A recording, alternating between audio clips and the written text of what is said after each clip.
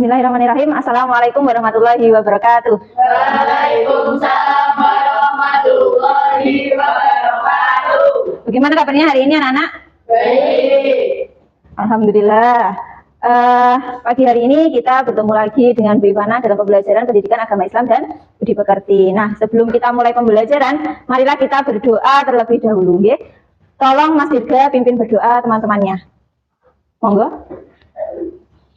Yuk siap. Mulai. Bismillahirrahmanirrahim. Raditu billahi rabba wa bil islami dina wa bi Muhammadin nabiyyan wa rasula. Rabbi zidni warzuqni fahma bi rahmatika ya arhamar rahimin.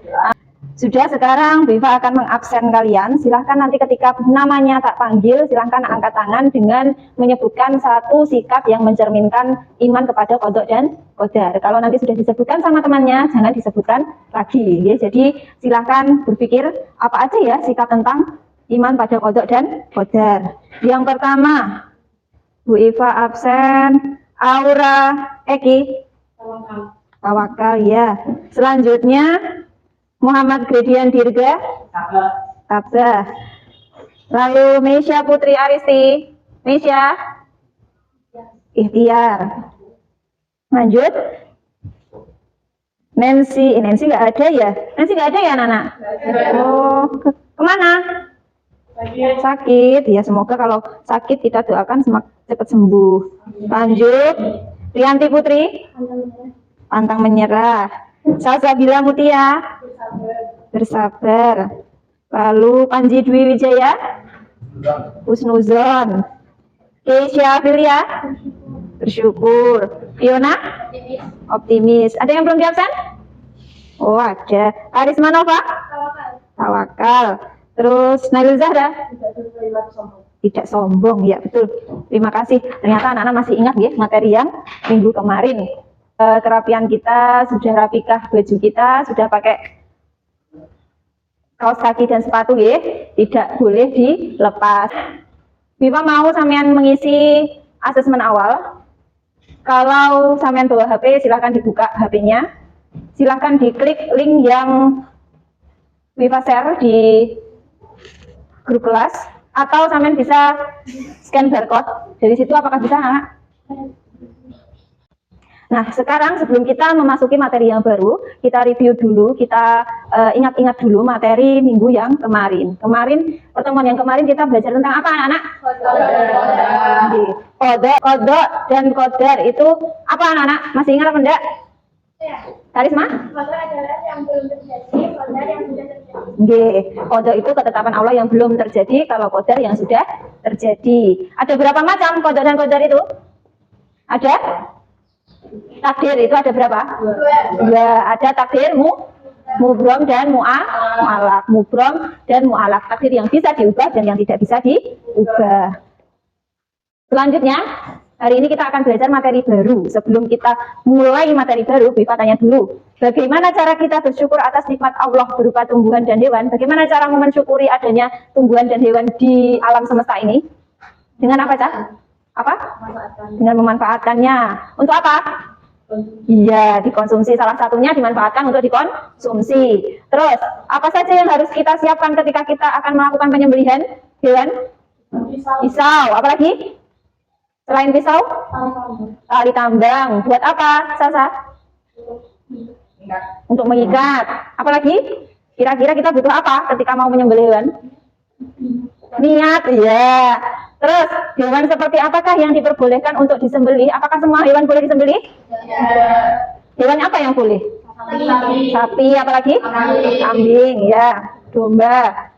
Bagaimana cara menyembelih hewan menurut Islam? Ada yang tahu? Bagaimana caranya menyembelih hewan? Ada yang tahu? Oke, kalau nggak ada yang tahu, kita akan belajar pada hari ini. Nah, tujuan pembelajaran hari ini adalah memahami ketentuan-ketentuan dalam penyembelihan hewan menurut syariat Islam. Nanti ada orang yang menyembelih, hewan yang menyembelih harus bagaimana, alat yang digunakan juga harus yang bagaimana.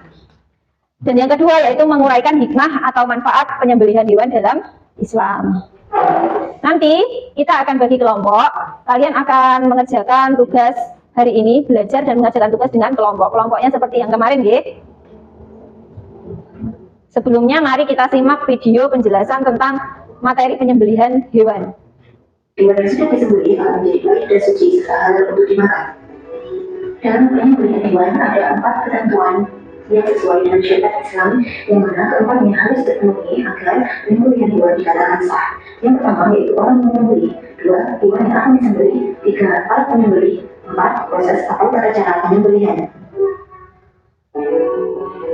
Yang pertama yaitu ketentuan orang yang menyembelih. 1. Beragama Islam. Nah, anak-anak, itu tadi adalah materi tentang penyembelihan hewan. Sekarang kita simak tata cara menyembelih, ya, prakteknya langsung kepada hewan yang mau disembelih. Silahkan perhatikan video berikut ini.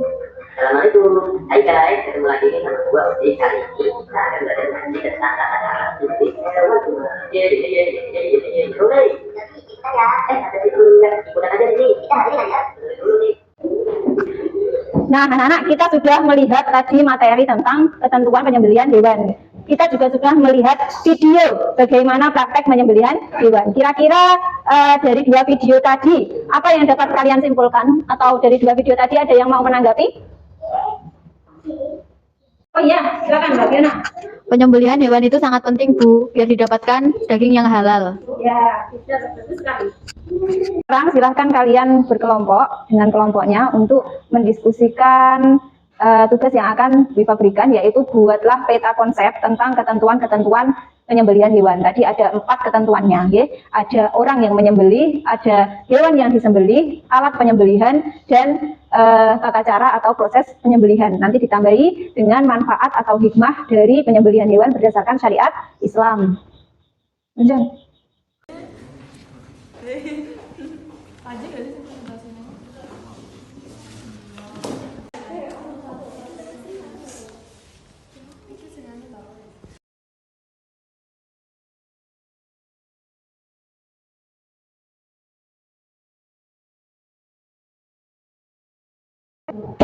Sudah dibagi ya anak-anak tugas dari setiap anak dalam kelompok. Nah, sekarang kita kesepakatan kita nanti menyelesaikan tugasnya cukup dalam 1 kali pertemuan atau sekitar 35 menit. Setelah itu, kalau sudah selesai nanti silahkan dipresentasikan hasil diskusi pekerjaannya masing-masing, nanti bergantian dari kelompok 1 sampai kelompok yang terakhir. Ya.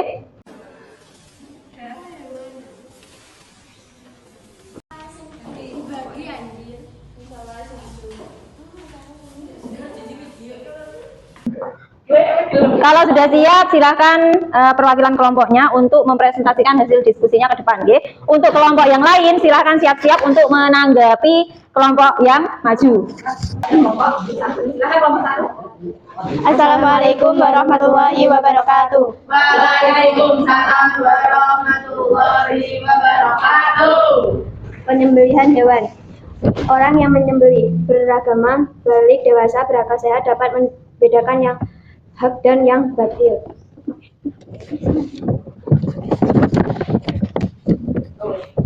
Hewan kurban, hewan ternak seperti sapi, kambing, domba, unta, atau kerbau. Usia minimalnya untuk unta adalah 5 tahun. Usia minimal sapi 2 tahun. Hewan yang dikorbankan harus sehat, tidak cacat, dan tidak berpenyakit. Kedua ingin menanggapi hasil dari kelompok 1. Medianya sudah bagus, tapi suaranya kurang keras, sama tidak ada dalilnya. Tapi kelompok 1 mungkin tulisannya kurang jelas, lebih diperjelas lagi. Terima kasih untuk kelompok 3. Ya, itu tadi presentasi dari kelompok 1, kita beri aplaus dulu. Terima kasih buat kelompok 1, silahkan kembali ke tempat. Persiapan untuk kelompok 2. Silakan untuk kelompok 3 mempresentasikan hasil diskusinya. Kelompok 1 dan 2, silakan berdiskusi. Silakan. Penyembelihan hewan. Ketentuan orang yang menyembelih beragama Islam, menyembelih dengan sengaja, balik dan berakal. Penyembelih membaca basmalah, disunahkan membaca takbir 3 kali. Rasulullah bersabda, Sekarang kesimpulan pembelajaran kita hari ini. Kalian beri kesimpulan, silahkan Mbak Rianti. Kesimpulan pembelajaran hari ini, penyembelihan sangat penting dalam Islam untuk menjadi Salah sahnya diperhitungkan ketentuannya yaitu orang yang menyembelih hewan, alatnya, dan tata caranya. Ya, terima kasih. Sekarang itu tadi kesimpulan ketentuan-ketentuan dari proses penyembelihan. Ada satu hal yang paling penting ya anak-anak, yaitu adalah manfaat atau hikmah dari penyembelihan itu sendiri. Manfaatnya apa yang paling penting, yang paling pokok, yaitu didapatkannya daging yang halal untuk dikonsumsi. Selain halal juga baik. Kenapa? Karena seperti yang sudah kita pelajari di kelas 8, bahwa makanan yang kita konsumsi itu harus halal dan baik, tidak hanya halal tapi juga baik. Nah, dari proses penyembelihan itu kita dapat hikmah, kita dapat dampaknya bahwa daging yang dihasilkan dengan proses penyembelihan yang sesuai dengan syariat Islam, insya Allah itu adalah daging yang terbaik daripada daging yang tidak disembelih sesuai dengan syariat Islam. Sudah ya anak-anak, alhamdulillah presentasi sudah dilakukan dari ketiga kelompok. Sekarang Bu Iva mau refleksi pembelajaran kita hari ini. Apakah kalian sudah mencapai tujuan pembelajaran pada hari ini? Sudah. Apa sih yang membuat kalian itu tertarik saat belajar tadi? Kalian semangat ketika ngapain? Ketika memberi tanggapan. Ada lagi? Presentasi. Sudah? Nah, selanjutnya silahkan kalian kerjakan tes formatif. Ini tesnya dalam bentuk kuisis. Silahkan dibuka lagi HP-nya dan diklik link yang sudah Bu Iva kirim ke grup kelas. Silahkan dikerjakan.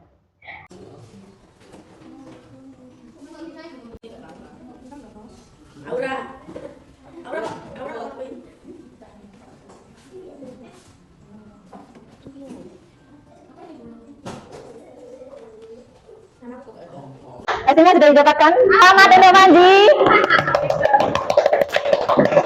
Tes formatifnya benar semua. Nilai 100. Nah, anak-anak, untuk materi selanjutnya atau pertemuan yang selanjutnya, kita akan belajar tentang kurban dan akikoh. Silahkan nanti belajar di rumah, kurban itu dalilnya bagaimana, ketentuannya bagaimana, dilaksanakannya bagaimana. Kalau akikoh juga seperti itu. Kalau ada anak perempuan, bayi perempuan harus kambingnya berapa, kalau laki-laki kambingnya juga berapa, ketentuan-ketentuan dalam Islam tentang kurban dan akikoh. Boleh dibaca bukunya atau browsing-browsing di internet. Dari pembelajaran kita hari ini, apakah ada yang ditanyakan? Tidak. Alhamdulillah, berarti sudah paham semua, nggih? Kalau begitu, Bu Iva ucapkan terima kasih. Kita tutup pembelajaran kita hari ini dengan bacaan hamdalah bersama. Alhamdulillahirabbil alamin. Terima kasih, Bu Iva. Mohon maaf kalau ada salah. Wassalamualaikum warahmatullahi wabarakatuh.